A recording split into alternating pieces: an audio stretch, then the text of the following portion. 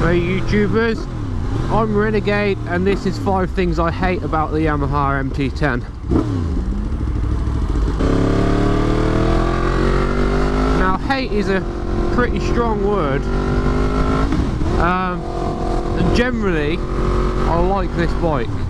Overall I like this bike, but here is a list of 5 things I do not like about this bike.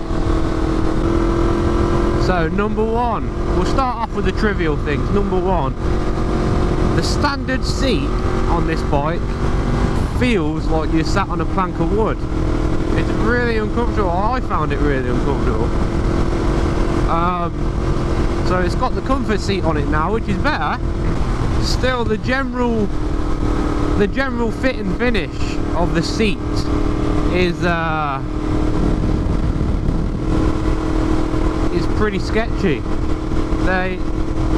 Even the standard seat, they both don't seem to fit very well, which is weird.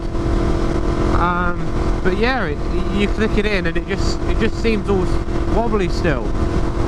So the general fit and finish of the seat as well is pretty poor. That's number 5. No, that was number 1. That was number 1.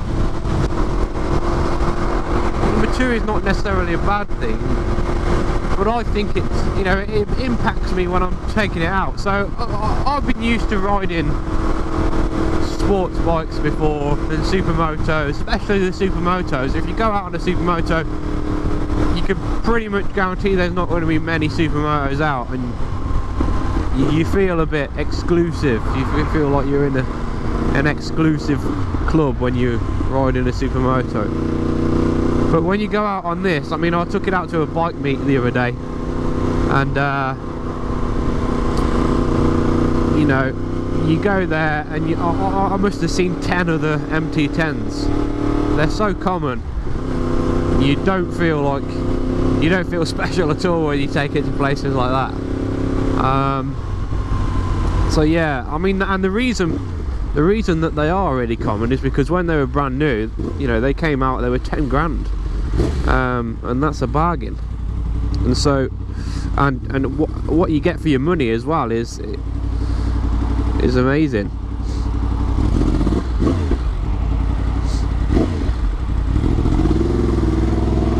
So the fact that it's a bargain and loads of people have bought one, and therefore it's no longer, therefore that makes it common, is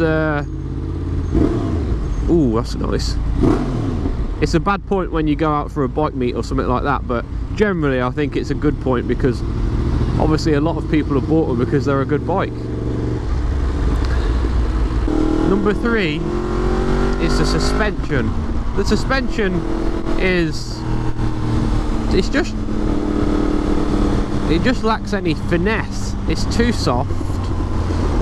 When you're going around a corner, if you hit any sort of bump, it doesn't seem to soak it up very well. It just wants to throw you all over the place.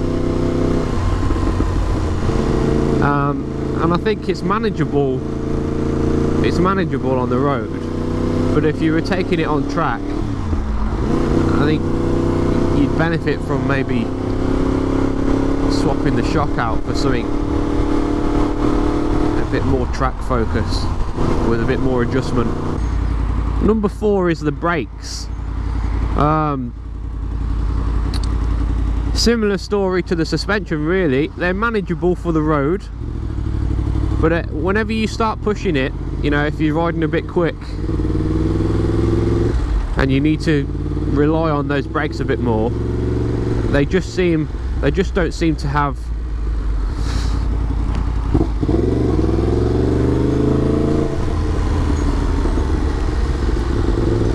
they're just not that great, you know. Again, if I was on track, you might end up running wide or whatever, because I mean, I've got these short levers on now, and the short levers do give you, I think they give you a lot more feel over standard, but still, when you're on it, the brakes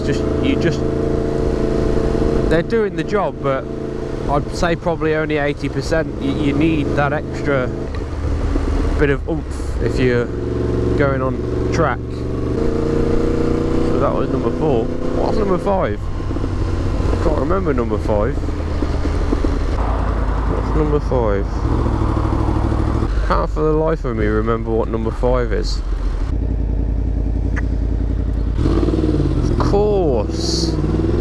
Of course, how could I forget that? Number 5 is probably the biggest gripe that I've got with this bike, and it completely slipped my mind because I only just woke up. Number 5 is the fuel economy of this machine. It is not great. So when I had an R1 before this, I used to get, I think, 130, 140 miles to the tank. And this only gives me 100 miles to the tank, there or thereabout. And that's with conservative riding. If I go for a blast and I'm on it, you know, I'm getting 85 miles before I've got to fill up. So what's my average at the minute? I'm getting, my average says I'm getting 38 miles per gallon. Well, I don't know how true that is. So I'm getting 100 miles off a 17 litre tank. Either way, it's just a pain in the arse. An extra few litres of fuel capacity in the tank, you know, if it's going to be a fuel guzzler, just let it hold a little bit more fuel. I wouldn't have minded. I wouldn't have minded it so much, but it is a royal pain in the arse. But yeah, that's number 5, is fuel economy, or lack of it. But like I say, generally, overall, I do like this bike.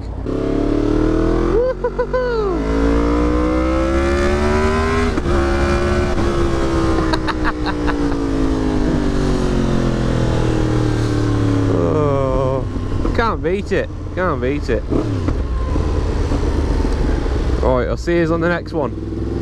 I've got some good stuff coming up as well, so subscribe to the channel if you're not subscribed already. I think I'm about 5 or 6 subscribers away from the big 3,000 mark at the minute.